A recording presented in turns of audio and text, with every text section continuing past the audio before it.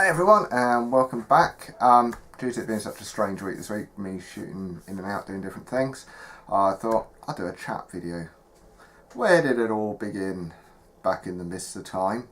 Well, I probably started in the tabletop hobby around 10, 12, so a couple of years ago. Probably with Choose Your Own Adventure books. I went right back to the beginning and got me into sort of the fantasy genre. And from there into Hero Quest, great game, wish they re-released it. And from there, probably went into D&D Basic. Then we got hold of a ZX Spectrum game, Dragonlance, great game. And that also got me into the Margaret Wise and Tracy Hickman books. This is back in the day of the ZX Spectrum when you used to load it on cassette and sit there and watch it go, and they go, loading failed. Here we go again. Right. Good old days, hey, bring back memories. But from that, it pushed me into D&D and into the Dragonlance side of D&D Adventure. So we were playing 2nd edition back then. D&D wise, after played with another friend for a few years, probably stopped playing around my 20s, so 20 odd years ago, and took a whopping great break from D&D. But it's due to the growth in the community and I think channels like DM Scotty, which brought me back to D&D, to be honest, seeing all these great makes, and I thought, yes, I fancy having a go at that. God, I miss that. I had some good times back then when you start looking back at some of the stories and things you got up to as adventurers and stuff. I came back to it. 5th edition, great. Really like the rules. A lot more streamlined, don't get in the way of the story, you don't need a calculator or an abacus back in my day, I suppose, to work out the roles. So, loving it. Wife plays, friend plays. Hopefully, when eventually I get fibre, hence I'm not doing this as a live chat at the moment because my connection won't take it, we're bringing external players as well. A couple of external players just to boost the party up and make it more interesting. So that's my D&D side and fantasy side of it.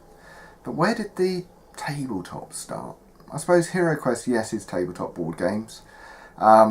First real adventure into GW, this even predating GW stores. We used to have a shop called the Games Cupboard in Exeter. Showing me age a little bit here.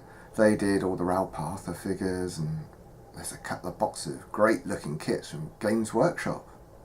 And this is back when you used to buy Games Workshop paints in a glass bottle and they were about 60p. But things change and move on. As it got more expensive, probably not in line when you work out how your wages are going. Everyone goes, oh, everything's so expensive in tabletop. It's not a cheap hobby.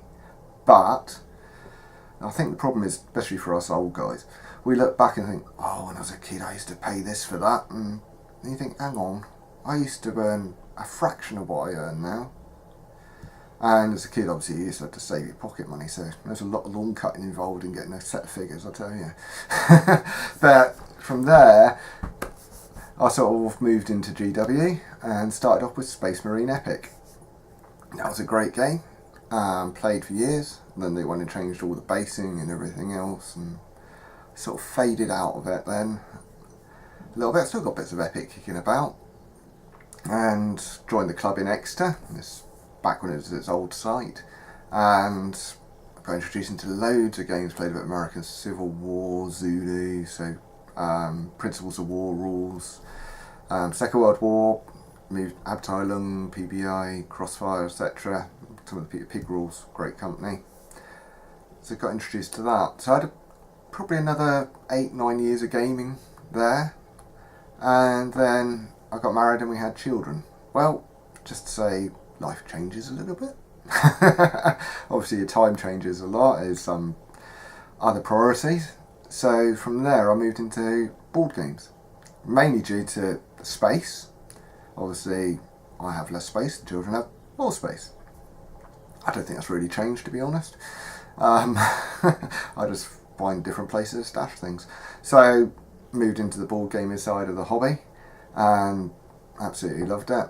We have a board games night here every sort of 2 weeks. 1 week of that will probably be D&D as well. So it sort of split it up a little bit. And depending on what's on, we might have a game of Necromunda or something else. So GW was, I took a big break. and then Necromunda came out. And I thought, I used to enjoy that. I sort of had a look at it a bit when I was around the club, never really bought into it. And I thought, no, I'm going to do it. So I took my boys. Oldest is 10, the other one's 9, I think. I'll probably get shocked because I probably got it wrong. And they enjoyed it. So I thought, okay, we'll get this. Let's introduce them to it. I'd played a bit of X-Wing before, because I bought a couple of figures, well, a couple of ships, I should say, there, because it's a nice cheap game to get into, to introduce them. And they enjoyed it. So we moved into Necromunda, so I'm going to get the boys onto that. I don't know if I should say I made a mistake, or it's a good thing, but I know I'm going to be poor because I took them to the club in Crediton, Curtin Games, local game store, running under 16s, great atmosphere, great shop, and they had a go at Warhammer, and they loved it. Well, I bought Forgebane the week before. I thought, I'm going to get into this. It looks like fun, and now all I'm getting is harassment. Dad, when are you going to paint those figures? Well, I've got to finish the Necromunda stuff ready for the show, but I think I'm going to have to move on to Warhammer next. I'm under orders. So I'll start seeing some Warhammer stuff on the table as well. So, channel-wise, where did it start? Well, I obviously had this big break when I was playing board games, etc. So I never really moved fully away from table. It's always been in my blood. D&D was hidden behind it. It's Scotty's channel that brought me back to it after 20 years, and I love it. So, what we're doing channel-wise, we started off with a video about an ice water spout from a dragon, from a miniature I did for a fountain for Frostgrave. Now, I've got to say, Mel Bose, the train tutor, introduced me to Frostgrave when he was doing one of his tours of a game show. I saw it and thought, oh, that looks interesting. Not too many figures, I could probably do that. So, went all in on that one. Great game, love it. Haven't played for a little while, so I'm going to have to add that to my list of one to play again. So that got me back to building bits of terrain. So that's like 20 years after I'd built anything. Good old step hills were epic and things like that. So enjoyed doing that, and then moved on. So sort of progressed, building different things. Started building bits of the D&D table, and then obviously the Necromunda board I've been doing. That big build, for real big one I took on. I've learned things of water effects as well in some videos. I haven't done one on the waterfall yet that I built. I did it to test myself, sort of thing. Can I do this? And that turned out all right.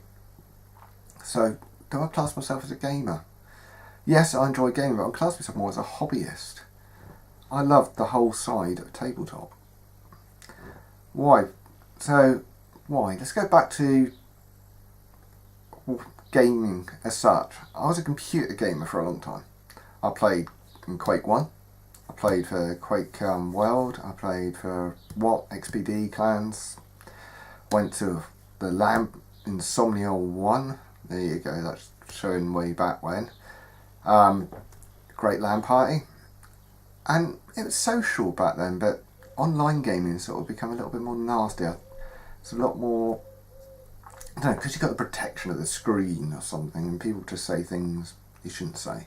You get some real nasty sort of comments back to you when you beat someone, where at tabletop it's like, you beat me, I'll get you next time, sort of thing, and you're working out tactics and shake hands, sort of good game, thanks for the game. You enjoy the play side of it, and it's more social interaction because you're there face to face, and that's growing again, which I love to see that grow. Seeing the under 16s club is great. The atmosphere there, the youngsters coming back to it, brought me back to when I was a youngster. So it is growing, and I think the online gaming side is still strong, it's still going, but it's running alongside the tabletop games now, and the community is growing. So I'm loving putting into the community with the channel, seeing some of these great channels come up there, some really small channels out there, just people going, well, this is what I painted, what do you think? I've done this, I've done that, or I built this, and give you art tips and things they've discovered when they're doing it. To support these little channels, because these little channels that are coming along now are going to be the big channels in the future, and we all learn off each other. I'm a member of Underdog Painting, another great little channel. Well, I'll say little, he's growing quite quickly. You've got Welder 28mm, you've got Westside doing some great terrain, lovely bridge boards. There's a lot of people putting into this community now. Nick from War Games Unification Group, if you like your Necrons, so great tips in there as well. Crafting Muse, DM Scotty, DMG, I could go on and on and on, there's loads of them out there. There's a specialised D&D side, terrain side, general tabletop, if you want to go general tabletop, Blackjack Legacy, great group, great channel, great discussions and some very fun nights having a chat. Just don't mention the mould lines. People who remember all know what I mean. I'm trying to keep this PG-13. So what's happening? Everything's just growing. Star Wars Legion, great game. I wasn't going to get into it. I think Blackjack Legacy sort of moved me towards it and got hold of it, played it, loved it. So I'm going to try and keep up with that. Obviously it's not a cheap hobby. Everyone goes, oh, it's too expensive. Games Workshop's too expensive. Well, yes, it's not a cheap hobby. Is any hobby cheap? So what am I planning to do with the channel? I want to introduce more to the channel. I want to introduce more of the hobby to the channel. So I've got the terrain side of that. Maybe some more D&D stuff to the side of it. Even board games. I love tabletop games. So there's bits I'm sort of not passing on. I'm thinking, well, if I've enjoyed it, why don't I just share it with the community? So you're going to get some board game reviews, things I like. And some things I don't like. If I don't like something, I'll say I don't like it. So that's one thing, I will always be an honest review. I say this works, that doesn't work, this could be a bit better, but it's okay. I can obviously do 3D printing for stuff, so some of the files I print, I'll put up a review of what I've done and what I think of them. There's some great systems out there. Hobgoblin 3D guys, absolutely great stuff for little bits for your D&D table. And they did a great Kickstarter, so I'm looking forward to the tavern getting finished. Obviously it's a lot of work for those guys and it's evolved quite a lot since the original concept, but I'm thoroughly looking forward to that. Put down in the comments what you want to see from the channel. What's missing in the community? What do you want to see in the community? I have got a community group, but I've never really pushed it. I've got like 5 in it because I belong to so many groups. Do I really need to do a community group? Do you want me to open the community group up and post it on the group and say, right, if you want to have a chat, nip over here? Or just stick it in the comments here or catch me on one of the other groups. It's like, do I really want to take on the management of another group? What's your thoughts? Would it help the channel? At the end of the day, what I want to do is just share the hobby. Let's enjoy it together. We got stuck in doing things. Oh, how do I build this? How do I do that? I did this, it didn't quite well. Any ideas? Share that. If you muck something up completely, go, I made a mess of this. What did I do? And people say, well, this probably happened, or that probably happened, or this might solve that problem. And to the little guys thinking of doing channels out there, or the one that's done one video, I look back at my first video and go, yeah, it's horrible. But do it. Share. It's a very supportive community.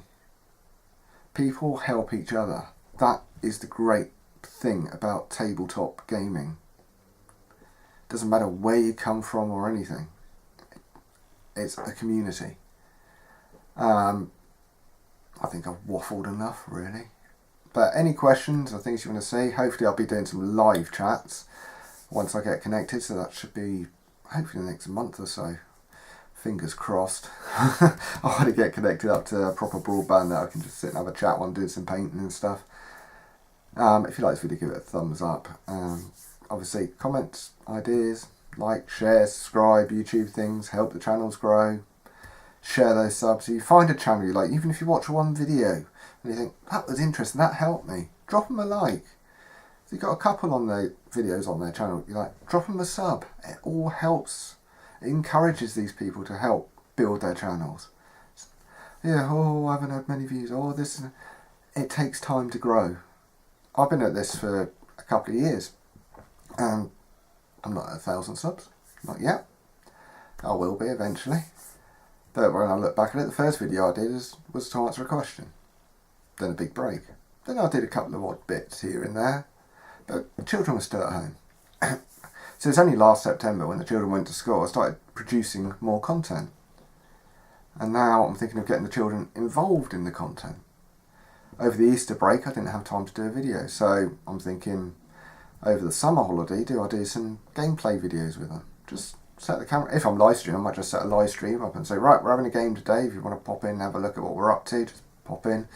Probably complete and utter chaos, but might be fun. If that's something interesting, let me know. You're definitely being for a laugh with James because he's the joker of the family, and yes, the game could be complete and utter nuts. Yes, we will try to stick to the rules where possible, but I'm sure they will create some new ones. But that's the joy of playing with children. Right, I'm going to crack on, and hopefully I'll see you all next week with an update on the Necromunda table. Just got the Goliaths to finish. I want to try and get them done. I was aiming to do them this week, but in reality I know I'm not going to finish them this week. Bit of wishful thinking on my part, I think. So hopefully the week after. I will see you soon. Cheers.